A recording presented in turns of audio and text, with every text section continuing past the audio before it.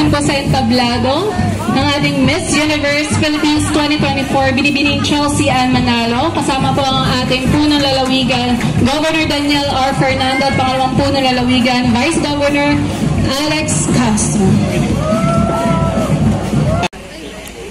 Mabuhay, makasaysayan at magandang umaga po sa inyong lahat. Ako po si Manika Gonzales Quiroz mula sa panlalawigang tanggapan ng kasaysayan si Bulacan!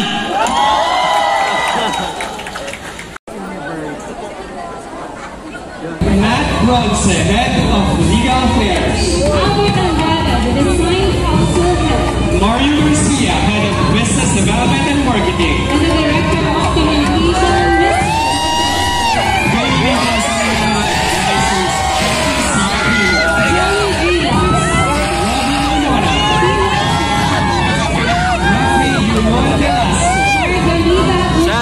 Of course, Analytical Director for Charity, Sam Persosa. And National Search Consultant, Magdalena Q.